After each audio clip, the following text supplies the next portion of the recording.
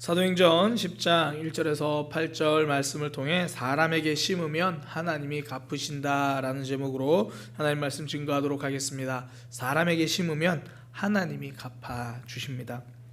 요즘 날씨가 많이 춥습니다. 겨울도 얼어버린 그런 기분입니다. 이 추운 겨울을 각자 지내는 각자의 방법들이 있을 거예요. 어떤 분들은 움직이지 말자, 이불 밖은 위험해, 그러고는 이불 안에, 집 안에 침대 위에서 벗어날 줄 모르는 그런 분들도 있을 거고요. 또 출근해야 하시는 분들은 핫팩을 사다가 여기저기 들고 붙이고 출퇴근길에 핫팩을 이용하시는 분들도 있을 겁니다. 각자의 방법으로 추위를 이겨내고 있는 거죠. 매서운 추위를 이겨내는 방법 중에 하나가요, 이 허들링이라는 방법이 있습니다. 아마 한 번쯤 들어보셨을 거예요. 남극에 있는 황제 펭귄들이 그 추위를 이겨내는 방법이거든요. 남극이면 사실 말도 못하게 춥잖아요. 얼어버린, 모든 것이 얼어버린 땅. 그러니까 숨을 공간도 마땅하지 않죠. 그 황제 펭귄들은 그곳에서 서로 뭉쳐서 이제 추운 겨울 납니다. 그 시간을 견디거든요. 남극 중에서도 겨울이 있거든요. 더 추운 그때 서로 모여 있는 것, 이걸 허들링이라고 말하는데요. 그러니까 알을 품고 있는 황제 펭귄, 알을 품고 있으니까 움직이지 못하잖아요. 그러니까 서로 모여서 체온을 함께 나누면서 혹한 겨울 추위를 견딥니다. 근데 놀라운 건 모여 있는 방법이에요. 그냥 가만히 뭉쳐서 있는 것이 아니라 멀리서 보면요, 무리가 전체가 조금씩 돌아요. 돌면서 바깥에 있는 펭귄들은 안쪽으로 들어오고요, 안쪽에 있는 펭귄들은 밖으로 나가요. 서로 위치를 바꾸는 거죠. 그러니까 바깥에 있던 펭귄들이 체온이 떨어질 때쯤 서로 위치를 바꾸면서 전부 다 그렇게 돌면서 함께 견디는 것. 그러니까 그렇게 함께 견디면서 이 추위를 이겨내는 거죠. 밖에 있는 펭귄을 외면하지 않습니다. 안에 있는 내가 그 추위를 함께 견뎌주기 위해서 나가는 거예요. 그러니까 너무 추우면요, 허들링이 답입니다. 이게 하나님의 창조 질서예요. 근데 사람들은 그렇게 말하지 않죠. 저는 태어날 때부터 안쪽에서 태어났어요. 펭귄물이 안쪽에서 태어났으니까 제가 굳이 밖에 나갈 이유는 없잖아요. 제가 있는 곳은 적당히 따뜻하니까 제가 왜 굳이 밖에 나가요? 따뜻한 이 위치가 내 자리라고 우기는 거예요. 사실 우리가 어떤 사람들을 만나보면 상처가 참 많은 분들이 가끔씩 있어요. 그러니까 대화하는 법을 잘 모르고 관계 맺는 법이 서툰 분들을 만나요. 그러니까 굳이 설명하자면 바깥에서 태어난 펭귄들인 거죠. 그러니까 상처받고 싶은 사람은 없거든요. 관계를 깨고 싶은 사람은 없어요. 자라온 환경과 상황이 그럴 수밖에 없는 거죠. 그러니까 바깥에 있는 그곳에서 태어나서 자란 펭귄이겠죠. 그때 그 사람을 기다려줄 줄 아는 사람, 품어주는 사람, 그 사람과 함께 고통을 받아주는 사람, 안쪽에 있는 펭귄이 같이 허들링을 해주는 거죠. 그러니까 하나님은 우리에게 이 허들링을 말씀하시는 거예요. 가난한 자를 불쌍히 여기는 것은 여호와께 구워드리는 것이니 그의 선행을 그에게 갚아주시리라. 잠언 19장 17절 말씀. 그러니까 경제적인 어려움이 있는 사람을 도와라. 이건 하나님께 구워주는 거다, 이렇게 말하는 거죠. 그러니까 서로 허들링 해주라는 거예요. 가난한 자라는 게 꼭 경제적인 것만 아닐 겁니다. 손길이 필요한 사람, 눈길이 필요한 사람, 간절한 기도가 필요한 사람, 혹은 그냥 내 이야기 들어주는 사람이 필요한 사람, 삶의 겨울을 보내는 사람, 그렇게 바깥에서 혼자 견디는 사람을 돌아보라는 이야기죠. 그렇게 돌아보는 것 하나님이 정말 기뻐하시고 기다리시고 하나님이 갚아주실 거다, 그렇게 약속하시는 거예요. 저는 오늘 제가 방금 나눈 이 잠언 말씀의 표현법이 너무 좋아요. 예를 들어 가난한 자를 도우면 복 받는다, 이렇게 말하는 것이 아니라 하나님이 그 사람에게 빚지는 거다, 이렇게 표현하시는 거예요. 그러니까 얼마나 강조하시는 거예요. 우리 하나님이 떼먹고 도망가실 일이 없잖아요. 그러니까 반드시 갚아주겠다라는 강조 또 강조죠. 실제로 하나님은 갚아주십니다. 갚아주시되 그냥 갚아주시는 것이 아니라 더 크고 좋은 것으로 넉넉하고 풍성하게 갚아주십니다. 그 하나님의 갚아주신 은혜를 경험한 사람이 이 고넬료거든요. 그는 이스라엘 땅에 머물고 있는 로마 군대의 장교예요. 그러니까 쉽게 말하면 점령군이거든요. 그러니까 우리나라로 이야기하면 이런 거예요. 우리나라 일제강점기 시대에 조선에 머물고 있는 일본군 장교라는 이야기예요. 백부장, 장교 의미거든요. 그러면 흔히 기대하고 생각하는 바가 그거잖아요. 저 사람 때문에 뭔가 이스라엘 백성들이 좀 힘들 것 같고 괴로울 것 같고, 일본군 장교가 우리나라에 주둔하고 있으니까 뭔가 그 사람 눈치 봐야 되고 그렇게 생각을 하잖아요. 근데 고넬료는 달랐습니다. 성경에 보니까 그를 경건했다 그렇게 말하고요, 하나님을 경외했다 그렇게 이야기를 하는 거예요. 그러니까 본인이 이스라엘 점령군으로 와서 오히려 하나님을 알게 되고 그 하나님을 섬기게 되었죠. 그뿐 아니라 어려움을 겪고 있는 이스라엘 백성들을 도왔습니다. 성경에 보면 많이 구제했다 이렇게 이야기를 하죠. 점령군 장교로 와서 오히려 사람들을 돕고 있어요.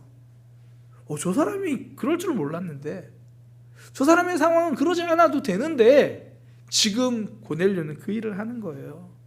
그러다 보니까 어느 날 천사가 나타나서요, 그에게 이렇게 이야기합니다. 하나님이 너의 구제와 너의 섬김과 너의 사랑과 너의 그 기도를 기억하고 계신다. 하나님께서 고넬료의 모습을 보고 계셨고 기억하고 계셨다라는 거예요. 그리고 갚아주십니다. 고넬료에게 구원이라는 선물을 주시는 거예요. 뭐라고 이야기하냐면, 천사가 하나님이 너를 기억하고 계신다. 그러니 너는 요바에 가서 베드로라는 사람이 있는데 그 사람을 초대해라. 그리고 나서 다음 주에 우리가 볼 건데요, 베드로와 이제 고넬료가 만나게 됩니다. 그리고 고넬료가 예수님을 믿게 됩니다. 다른 사람을 도와주었더니 그의 영혼이 살아납니다. 고넬료는 이스라엘 백성을 도와주었는데 하나님이 주신 은혜를 경험합니다. 그러니까 사람에게 심었더니 하나님이 갚아 주신 거예요. 우리의 삶에서도요, 주변에 있는 사람들에게 심는다면 하나님이 갚아 주실 겁니다. 이것이 하나님의 원리예요. 사람들은 내가 이쪽에 섬기면 내가 섬긴 이 사람이 뭔가 반응이 나올 거라고 기대하거든요. 그러니까 섬김을 알아주든지 아니면 고마워하든지, 그것은 아니더라도 하다못해 내가 열심히 섬기고 사랑했으니 그 사람이 뭔가 변하겠지, 이쪽에서 우리가 섬기면 이쪽에서 뭔가 기대하고 바랍니다. 그런데요, 오히려 이쪽은 달라지지 않고 다른 데서 하나님이 일하실 때가 많습니다. 이쪽에서 섬기면 열매는 저쪽에서 맺힐 때가 있는 거예요. 하나님이 갚아주시는 삶, 사람의 반응이 아니라 하나님이 갚아주시는 삶이기 때문입니다. 고넬료 자신도 그래요. 이스라엘 백성들이 그것을 기억해 주었다 이렇게 말하지 않습니다. 이스라엘 백성들을 많이 구제했는데 그들이 고넬료를 찾아왔다 말하지 않고 하나님이 천사를 보내셨습니다. 그가 섬긴 이스라엘 사람을 통해서 새로운 일이 일어난 게 아니라 욥바에 있던 베드로를 통해서 일하시는 거예요. 고넬료가 있는 곳이 가이사랴라 그러는데 예루살렘에서 약 한 100km 정도 떨어진 곳이거든요. 그러니까 그곳에 있던 욥바야 있는 그러니까 그 가이사랴에서 멀리 있던 그곳에 섬겼는데 결국 예루살렘에서 잠시 욥바에 머물러 있던 그 베드로를 통해서 일하시는 거예요. 이게 하나님의 원리입니다. 이쪽에서 섬겼더니 때로는 저쪽에서 역사하게 만드시는 거죠. 사실 우리 주변을 봐도 이런 일들은 굉장히 많아요. 그 대전에 유명한 빵집 있죠. 성심당이라는 빵집인데, 이 성심당이 1956년도에 이 대전역 앞에서 작은 빵집으로 시작했거든요. 이 성심당의 출발이 되게 재밌어요. 이 출발은 열차 고장으로 이 성심당이 시작됩니다. 원래 이 성심당 사장이 북쪽 한경도에 살던 사람인데 한국 전쟁 때문에 이 피난으로 내려와요. 그래가지고 거제도에 살다가 전쟁이 끝나고 1956년 먹을 게 없으니까 서울에 가자. 서울에 가면 뭔가 답이 있겠다. 서울에 살고 계신 분들이 이야기해 보세요. 답이 있나요? 뭔가 답이 있겠다. 그리고 서울 올라가는 열차를 이제 가족들과 함께 타고 가요. 가는데 열차가 중간에 고장이 나요. 그래서 이제 대전에 내릴 수밖에 없는 거예요. 가진 돈 다 가지고 이렇게 했는데 뭐 더 이상 답이 없는 거죠. 살 길이 막막해서 성당을 찾아갔는데 신부님이 선뜻 이제 밀가루 2포대를 먹으라고 내준 거예요. 근데 이분이 그 밀가루를 먹지 않고 대전역 앞에다 천막을 펴놓고 찐빵을 만들어서 팔기 시작한 거예요. 이게 성심당의 시작입니다. 근데 이 성심당의 원칙이 있었는데요. 당일 생산한 빵은 당일에 다 소진한다. 그러니까 처음부터 이 원칙을 지켰습니다. 그래서 하루 팔고 남은 빵을요, 남으니까 내일 팔 수 없으니까 그걸 주변에 있는 전쟁 고아들에게 나눠주고 주변에 있는 노숙자들에게 나누어 주었어요. 사실 남은 빵을 팔지 않는 것과 남은 빵을 나눠주는 것은 완전히 다른 문제예요. 사람들은 흔히 이렇게 생각하거든요. 남은 빵을 나눠주기 시작하면 누가 돈 주고 사 먹으려고 하는가. 사 먹으려고 하다가도 기다린다는 거죠. 남은 빵 받을 수 있으니까 그것부터 생각해요. 그러니까 사람들은 버릴지언정 나눠주지 않아요. 근데 성심당은 그러지 않았습니다. 그 결과 오래된 빵을 팔지 않는다는 신뢰가 쌓였고 착한 빵집이라는 입소문까지 난 거죠. 사실 요즘은 우리가 기업 이미지가 중요하다 해서 이렇게 막 하는 기업들이 있지만 이 당시에 성심당은 그것과 결이 다른 거예요. 그렇게 퍼주고 다른 곳에 사랑을 베풀었더니 이곳에서 손님들이 찾아오기 시작하는 거죠. 이게 원래 하나님의 원리입니다. 내가 이쪽을 섬긴다고 해서 열매가 이쪽에서 나오는 것이 아닙니다. 그렇다 이쪽에서 열매가 나오지 않는다고 해서 열매가 없는 것이 아니에요. 하나님이 기억하시거든요. 사실 저도 목회를 하면서 가장 많이 경험한 것 중에 하나가 이거예요. 그러니까 목회를 하다 보면 전략적으로 목회를 하게 되거든요. 그러니까 모든 성도들을 다 사랑하지만 훈련은 단계별로 진행하게 되어 있습니다. 그러니까 상황에 맞게 그 사람에 맞게 신앙 훈련을 하잖아요. 그러면 목회자가 기대하는 게 있어요. 한 1년 정도 훈련을 했으니까 한 1년만큼 신앙이 좀 자랐으면 좋겠고 한 3년 정도 신앙 훈련하면 한 3년 정도만큼은 그 사람이 자랐으면 좋겠는데 현실은 그렇지 않아요. 제가 청소년들과 사역할 때도요, 이쪽에서 한 3년 열심히 섬겼는데 3년 동안 섬겼는데 그 친구는 3개월 훈련받은 것 같아요.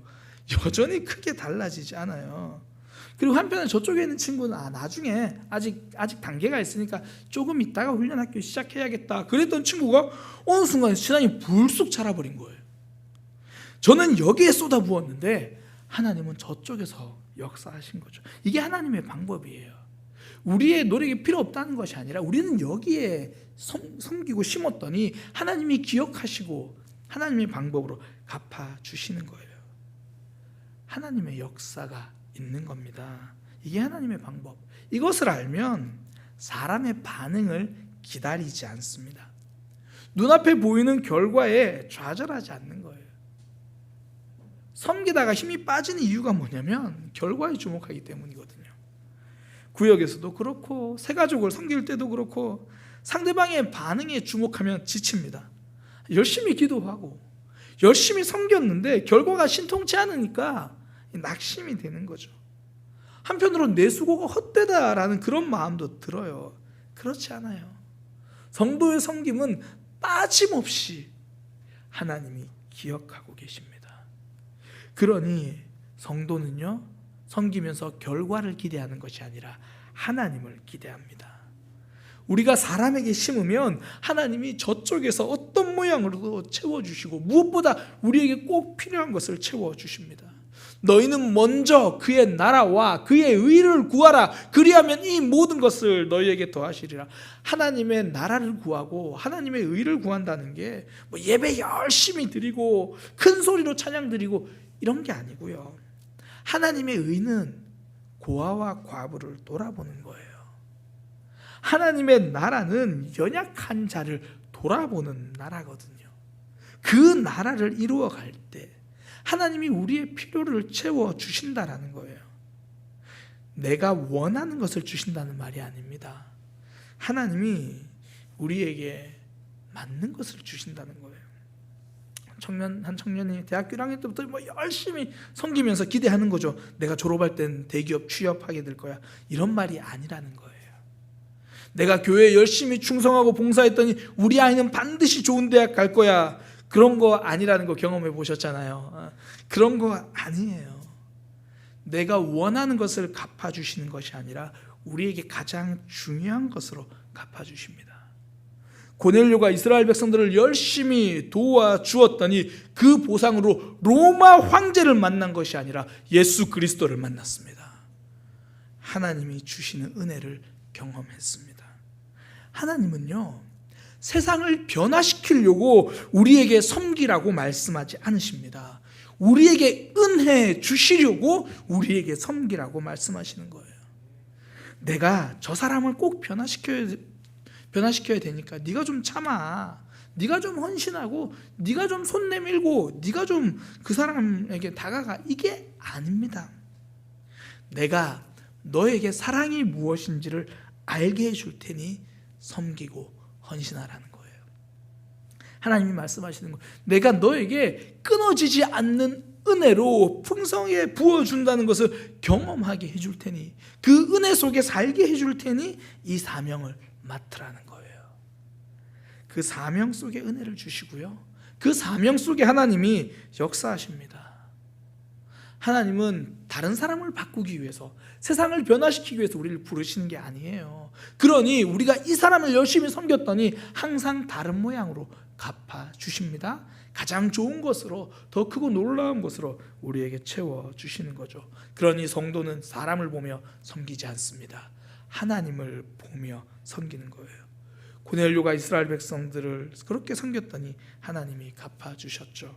저는 우리 모두가 하나님이 기뻐하시는 섬김의 사람이 되기를 소망합니다. 하나님이 갚아주시는 것으로 차고 넘치는 삶이 되기를 소망합니다. 고넬료의 모습을 통해서 그 섬김을 좀 발견하려고 하거든요.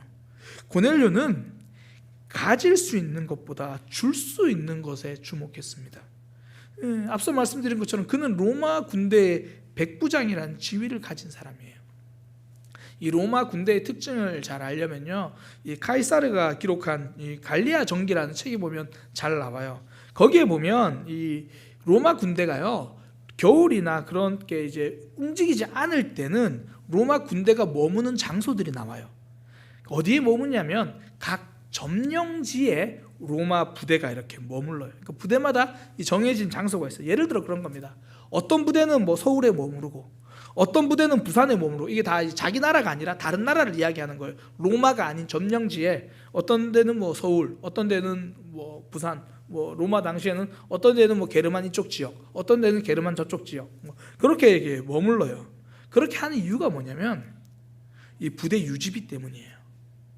부대 유지비를, 그러니까 병사들이 입고 먹고 지내는 그런 유지비를요, 로마가 감당하지 않아요. 그 점령지에 보내놓으면 그 점령지에 있는 나라가 이 로마 군대를 유지해 줘야 돼요. 로마 군인들을 먹여주고, 그러니까 유지비를 점령지에서 충당하는 거거든요. 그러니까 로마 군대가 거기 주둔하고 있으면 그 지역 사람들이 그 로마 군대들을 먹여주고 재워주고 책임져주고, 그러니까 그들 입장에서 로마 군인은요, 짐이죠. 그러니까 그 존재 자체가 자신들 걸 뭐 가져가는 사람들이에요. 로마 군인도 그걸 당연하게 생각하는 거예요. 로마 군인 입장에서 이스라엘 사람들은 나에게 뭔가 주는 사람이에요. 로마 군인들 입장에서 이스라엘 사람들은 내가 저 사람들을 받아가지고 내 것을 누리는 그런 사람이에요. 근데 고넬료는 달랐어요. 이스라엘 사람들이 뭘 받으려고 한 게 아니라, 그들을 통해서 내가 무엇을 가질 수 있을까를 본 게 아니라 내가 그들에게 무엇을 줄 수 있을까를 보았습니다. 그러니까 빼앗는 사람이 되기를 거절한 거예요. 주는 사람이 되기로 결정했습니다. 내가 누릴 수 있는 권리에 집중하기보다 내가 섬길 수 있는 사명에 집중했죠. 그러니까 섬김은요, 내가 저 사람을 통해 무엇을 얻게 될지 보는 게 아니고 내가 저 사람 삶 속에 무엇을 남겨줄 수 있을까, 이것을 생각하는 거죠.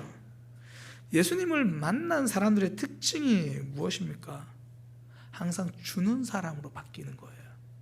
평생을 빼앗으며 살아왔던 사람이 삭개오잖아요.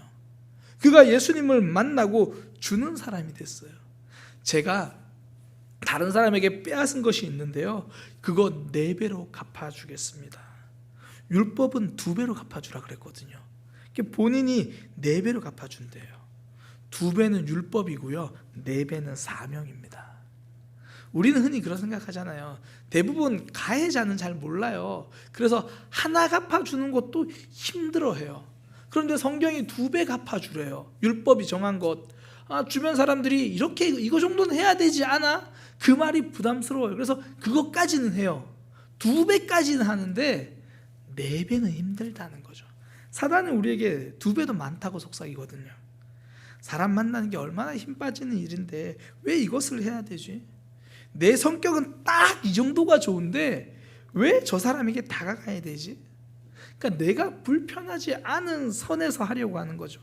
그나마 양보해서 공식적인 섬김 딱 2배, 율법에서 말하는 거, 그 2배의 삶까지만 살려고 해요. 그러나 예수님을 만난 삭개오, 2배의 삶이 아니라, 정해진 만큼이 아니라 그 이상의 삶, 그걸 보여주는 거죠. 정해진 만큼이 아니라 그 이상의 삶이 상대방의 마음에 남습니다. 제 마음에 남아있는 목사님들을 생각해 보면요, 전부 그 이상의 섬김을 저에게 보여주셨던 분들입니다. 제가 가끔씩 말씀드리는 이제 대전에서 만났던 목사님, 그분은 이제 방학이 되면 신학생들에게 신학생들을 위해서 기숙사 방 하나를 빌려요. 저희 침신대 신관 기숙사의 특징이 뭐냐면, 이 방 하나를 열고 들어가면 거실이 있고요, 그 거실에 방이 또 3개가 있어요. 그 방에는 침대가 3개씩 이렇게 2층 침대랑 하나 또 하나 해서 3개씩 놓여 있어요. 그래서 방 하나에 들어가면 거실과 방 3개, 그래서 총 9명이 지낼 수 있습니다. 그 방을 그냥 목사님이 잡으신 거예요. 신학생들에게 뭐 따로 회비를 받거나 그런 게 아니라 그냥 이제 그 교회에다가 이야기하셔가지고 방 하나 9명이 들어갈 수 있는 방을 방학 때 잡습니다. 그리고 매일 아침 7시면 영어 공부할 것들을 챙겨가지고 그 방으로 들어오세요. 그러니까 새벽기도 마치고 그 시간에 오시는 거예요. 신학생들 보고 야 너희 영어 배울 거니까 내가 가르쳐 줄 거니까 7시까지 교회로 와, 그러지 않으세요. 그럼 누가 일어나겠어요? 신학생들도 방학 때는 굉장히 게을러지거든요. 좀 쉬고 싶으니까. 근데 그 목사님이 7시에 직접 들어오십니다. 그 열정이요, 아직까지 제 가슴에 남아있어요. 그러니까 정해진 만큼이 아니라 그 이상의 섬김이 제 마음에 남아있습니다. 고넬료의 섬김은요, 로마 장교의 삶이 아닌 거죠. 그 이상을 남겨주는 삶, 그거죠. 무엇보다 하나님의 가슴에 그 섬김이 남아있는 거예요. 예수님을 만난 삭개오가 이렇게 말하잖아요. 이제 사람들 마음에 사랑을 남기는 그 모습으로 바뀌었거든요. 제가 가난한 자에게 제 재산의 절반을 주겠습니다. 예수님을 만나고 사람들에게 사랑을 남기는 사람이 됐죠. 반대로 항상 예수님과 사사건건 갈등하던 바리새인들은요, 항상 자기 것 지키려고 하던 사람이에요. 그러니까 바리새인들이 예수님에게 도전했던 이유가 딴 게 아니잖아요. 내 삶을 침범받기 싫어서 그래요. 내가 가진 기득권, 내가 가진 삶의 패턴을 침범받기 싫은 거예요. 그냥 율법에서 말하는 대로만, 전통대로만 살면 되지, 왜 자꾸 우리 보고 더 사랑하라고 하는가? 왜 자꾸 우리 보고 틀렸다고 하는가? 이 정도면 충분하지, 왜 자꾸 나의 영역에 침범해 들어오는가? 바리새인들의 삶은요, 이스라엘 백성들의 가슴에 아무것도 남기지 못했어요. 굳이 남겼다면 정죄감만 남겼죠. 바리새인들은 내 삶의 불편함을 보았지만 예수님은 사람들의 아픔을 보셨습니다. 그래서 바리새인들은 예수님을 못 박자고 주장했고, 예수님은 생명까지 주시려고 십자가에 오르셨죠. 예수님의 삶이 감동적인 이유는요, 생명까지 주셨기 때문입니다. 내 것을 침범하지 않으려는 삶에는 감동이 없어요. 한 소설가가 비 오는 날 창문 너머를 보면서 이런 글을 남겼습니다. 밝은 마음으로 보면 비 오는 날도 빛을 보고, 굳은 마음으로 보면 햇빛 쨍한 날에도 어둠을 본다. 그러니까 밝은 마음으로 보면 비 오는 날에도 빛이 보이는데, 굳은 마음으로 보면 햇빛 쨍한 날에도 어두움을 본다라는 거죠. 내 삶의 불편함만 보는 사람은요, 더 섬길 힘이 없다고 말하지만 상대방의 마음의 아픔을 보는 사람은 아직 내게 남아있는 힘을 보는 거예요. 가을의 단풍이 아름다운 이유는 나무에 영양분을 다 주어서 그래요. 녹색 나뭇잎이 이제 가을이 되고 날이 추워지면 그 나무가 겨울을 날 수 있도록 자기 녹색 나뭇잎에 들어있던 양분을요, 나무에게 다 보내기 시작합니다. 그렇게 양분을 주고 나면 색이 빨갛게 노랗게 물드는 거예요. 남에게 주려고 할 때 단풍이 듭니다. 남에게 줄 때 아름답게 물드는 거예요. 백부장 고넬료는 더 가지려는 삶 대신 주려는 삶을 선택했습니다. 하나님이 그 삶을 기억하신 거예요. 섬김은요, 내가 줄 수 있는 것들을 생각하며 주려고 하는 삶입니다. 두 번째 고넬료의 섬김은요, 기도와 함께 섬기는 삶이었어요. 그러니까 천사가 고넬료를 칭찬하면서 딱 두 가지 이야기해요. 너의 기도와 구제를 하나님이 보셨다. 그러니까 남을 섬기는 고넬료의 삶은 기도도 함께 있었습니다. 섬기는 건요, 무엇을 주는가 이거 굉장히 중요해요. 상대방이 필요한 것을 주어야 하잖아요. 그런데 그러면서 잊지 말아야 할 게 뭐냐면 어떻게 주는가입니다. 기도가 빠진 헌신은 위험합니다. 제가 갓 고등학교를 졸업하고 나서 일입니다. 청년부에 올라갔죠.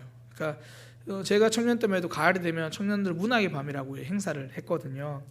어쩌다 보니까 갓 올라간 제일 막내인 제가 총 담당자가 됐어요. 정확히 제가 왜 총 담당자가 됐는지 기억은 나지 않지만 아무래도 제가 나서기를 좋아하니까 선배들한테 이건 이렇게 하죠, 저건 저렇게 하죠 자꾸 이야기하니까 선배들이 그럼 네가 해봐, 뭐 여러 가지 복합적인 이유로 아마 제가 됐던 것 같아요. 저는 이제 나름 열심히 굉장히 뭐 의욕적으로 갓 올라온 막내가 했으니까 얼마나 의욕적으로 준비를 했겠어요. 열심히 하는데요, 자꾸 마음이 불편한 거예요. 저는 동분서주 막 열심히 뛰어다니는데 선배들은 생각만큼 협력을 잘 안 해요. 이게 10월 달에 할 거면 8월 달부터 좀 모여가지고 연습도 하고 뭐 할 건지 생각해 오라 그러면 계획도 좀 이야기해 주고 그러면 좋겠는데 그냥 할게, 기다려봐. 너무 마음이 불편한 거예요. 그래서 제가 당시 회장으로 있던 선배에게 막 대들었던 기억이 납니다. 그러니까 제가 열심히 하고 있으니까 제가 옳다고 생각한 거예요. 제가 헌신하고 있으니까 저는 화내도 된다고 생각했던 거예요. 기도 없이 뛰어다닌 저의 헌신은요, 섬김이 아니라 갑질이었습니다. 교회는요, 일하지 않는 사람 때문에 흔들리지 않습니다. 기도 없이 섬기는 사람들 때문에 흔들리는 거예요. 섬김은 기도와 함께 갈 때 아름다워집니다. 그러니까 섬김은 기도와 같이 가야 되는 거죠.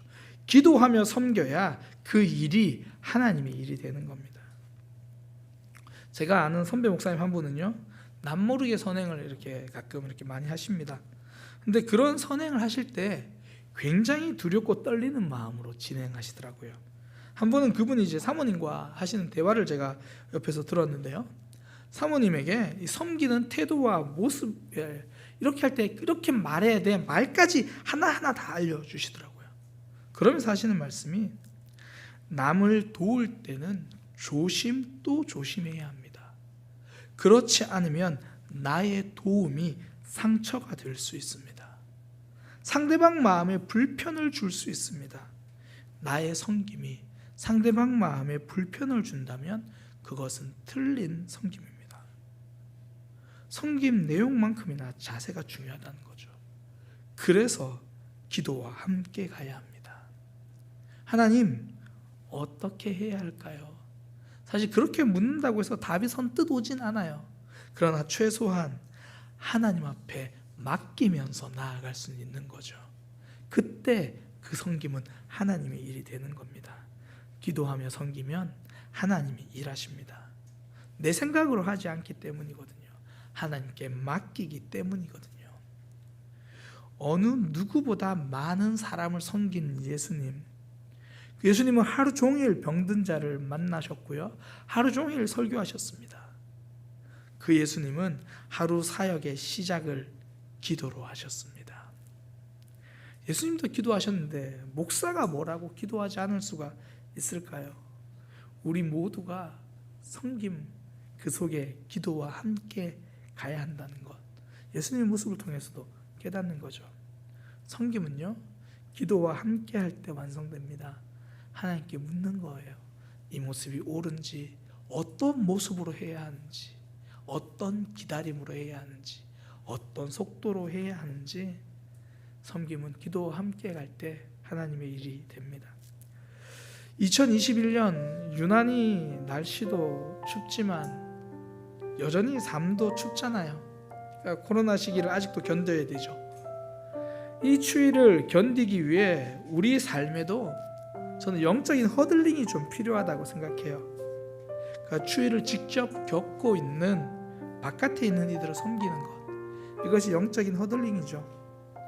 저는 믿음으로 좀 충만해지고 또 하나님을 좀 알아가고 있는 우리가 이 영적인 허들링을 해주어야 될 사람들이라고 생각합니다.